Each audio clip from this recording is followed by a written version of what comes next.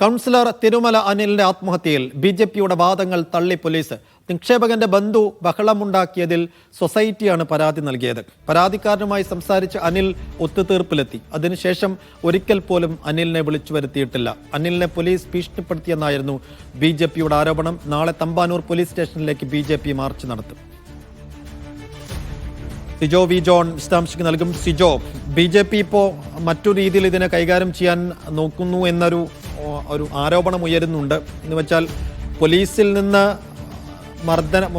നിന്നൊരു നടപടി നേരിട്ടതിൻ്റെ മനോവിഷമം മൂലമാണ് ഇദ്ദേഹം ആത്മഹത്യ ചെയ്തത് എന്നൊരു ആരോപണം ബി.ജെ.പി ഉയർത്തുന്നുണ്ട്. ഇതിൻ്റെ വസ്തുത എന്താണ്? ബി.ജെ.പി എങ്ങനെയാണ് ഈ രീതിയിൽ നീക്കങ്ങൾ കടുപ്പിക്കുന്നത്? ഈ സൊസൈറ്റിയിലെ സാമ്പത്തിക പ്രശ്നത്തെ തുടർന്ന് അതിന്റെ ഒരു മനപ്രയാസത്തിലാണ് അനിൽ ആത്മഹത്യ ചെയ്യുന്നത്. ആത്മഹത്യാക്കുറിപ്പിൽ അക്കാര്യം വ്യക്തമാക്കുകയും ചെയ്യുന്നുണ്ട്. ഈ പണം നിക്ഷേപിച്ച ആളുകൾ പലരും ഇത് ആവശ്യപ്പെട്ടുകൊണ്ട് അനിലിനെ സമീപിക്കുന്നു. പക്ഷേ ഈ പണം നൽകിയിരിക്കുന്ന ആളുകൾ അത് തിരിച്ചടയ്ക്കാൻ വേണ്ടി ഇതുവരെയും തയ്യാറാകുകയും ചെയ്യുന്നില്ല. അങ്ങനെ സാമ്പത്തിക പ്രതിസന്ധി നേരിടുന്ന സാഹചര്യത്തിലാണ് അതിന്റെ ഒരു അഭിമാന പ്രശ്നം കൂടിയായി മാറിയ സാഹചര്യത്തിലാണ് ആത്മഹത്യ ചെയ്യുന്നതെന്നുള്ളതാണ് വ്യക്തമാക്കിയിരുന്നത്. പക്ഷേ ബി.ജെ.പി ഉയർത്തുന്ന ഒരു കാര്യം എന്ന് പറയുന്നത് അങ്ങനെ ഒരു സാമ്പത്തിക പ്രശ്നം ഉണ്ടായിട്ടുണ്ടെങ്കിൽ പെട്ടെന്നുള്ള ഒരു ആത്മഹത്യയിലേക്ക് പോയതെന്ന് പറയുന്നത് പോലീസിന്റെ ഭാഗത്തുനിന്ന് ഒരു ഭീഷണി വന്നു എന്നുള്ളത് കൊണ്ടാണ്. നേരത്തെ ഇതുമായി ബന്ധപ്പെട്ട് പോലീസിൽ ഒരു പരാതി വരുന്നു. ആ പരാതി വരുന്ന സമയത്ത് ഈ പോലീസ് ഇയാളെ വിളിപ്പിക്കുകയും ഉടൻ പണം നൽകാൻ ആവശ്യപ്പെടുകയും ചെയ്തു. അതാണ് ഒരു പെട്ടെന്ന് ഇങ്ങനെ ഒരു പ്രശ്നത്തിലോട്ട് പോയെന്നുള്ളതാണ് പറയുന്നത്. പക്ഷേ പോലീസ് ഇക്കാര്യത്തിൽ നൽകുന്ന ഒരു വിശദീകരണം ഇത് ഒരു മാസങ്ങൾക്ക് മുമ്പ് നടന്ന ഒരു സംഭവമാണ്.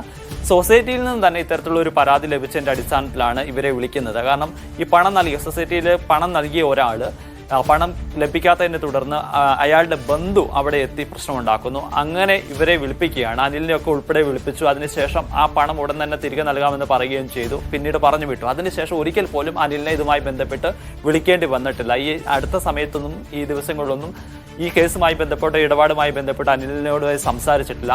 അങ്ങനെ പോലീസിന്റെ ഭാഗത്തുനിന്ന് എന്തെങ്കിലും സമ്മർദ്ദമോ ഭീഷണിയുടെ ഭാഗമായിട്ടല്ല ഇത്തരത്തിലൊരു ആത്മഹത്യയിലേക്ക് പോയിരിക്കുന്നത് എന്നുള്ളതാണ് പോലീസ് വ്യക്തമാക്കുകയും ചെയ്യുന്നത്. എന്തായാലും ബി.ജെ.പി ഈ പോലീസിനെതിരെ തന്നെ ശക്തമായി തിരിയുന്നുണ്ട്. നാളെ പൂജപ്പുര സ്റ്റേഷനിലേക്ക് മാർച്ച് നടത്തുകയും ചെയ്യുന്നുണ്ട്. എന്തായാലും അത്തരം ഒരു പ്രശ്നം തന്നെയാണ്. പോലീസിന്റെ ഭാഗത്തുനിന്നുണ്ടായ ഒരു സമ്മർദ്ദമാണ് ഇത്തരത്തിലുള്ള ഒരു ആത്മഹത്യയിലേക്ക് നയിച്ചത് എന്നുള്ളൊരു കാര്യമാണ് ബി.ജെ.പി ആവർത്തിച്ച് പറയുകയും ചെയ്യുന്നത്. അതേസമയം എന്താണ് സംഭവിച്ചതെന്ന് അറിയാനുള്ള പോലീസ് അന്വേഷണം മറുവശത്ത് നടക്കുന്നുണ്ടല്ലോ. പോലീസിന്റെ തുടർ നീക്കങ്ങൾ എങ്ങനെയായിരിക്കും സിജോ? പോലീസ് വളരെ വേഗത്തിൽ തന്നെ അന്വേഷണവുമായി മുന്നോട്ട് പോവുകയാണ്.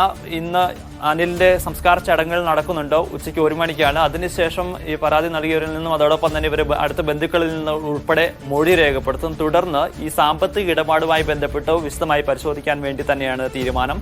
ഈ സൊസൈറ്റിയിൽ ഏകദേശം 11 കോടി രൂപയുടെ ആസ്തിയുണ്ട്. 6 കോടി രൂപയാണ് ഇപ്പോൾ നൽകാനുള്ളത് എന്നുള്ളതാണ് പറയുന്നത്. പല ആളുകളും ഇത് പണം വായ്പ വാങ്ങിയതിന് ശേഷം നൽകിയിട്ടില്ല. അത് ആരൊക്കെയാണ് ഇത്തരത്തിൽ പണം നൽകാനുള്ളത്? അത് പാർട്ടി ബന്ധമുണ്ടോ, മറ്റു കാര്യങ്ങൾ ഉണ്ടോ, സാമ്പത്തിക ഇടപാടുകൾ ഏത് രീതിയിലാണ് നടത്തിയിരിക്കുന്നുള്ള കാര്യങ്ങൾ വിശദമായി പരിശോധിക്കുകയാണ്. അതുമായി ബന്ധപ്പെട്ട് ഈ സ്ഥാപനത്തിന്റെ രേഖകളും അതോടൊപ്പം തന്നെ ബാങ്ക് രേഖകൾ ഉൾപ്പെടെ ബാങ്കുകളും ഒക്കെ ആയിട്ട് കോൺടാക്ട് ചെയ്ത് അതിന്റെ വിവരങ്ങൾ ശേഖരിക്കാനുള്ള ശ്രമത്തിൽ തന്നെയാണ് പോലീസ് ഉള്ളത്. എന്തായാലും വൈകാതെ തന്നെ ഇക്കാര്യത്തിലുള്ള ഒരു ക്ലാരിറ്റി വരുത്താൻ സാധിക്കുമെന്ന പ്രതീക്ഷയാണ് പോലീസിനുള്ളത്. ശരി, സിജോ വി ജോൺ ആണ് തിരുവനന്തപുരത്ത് നിന്ന് വിശദാംശങ്ങൾ നൽകിയത്. മറ്റു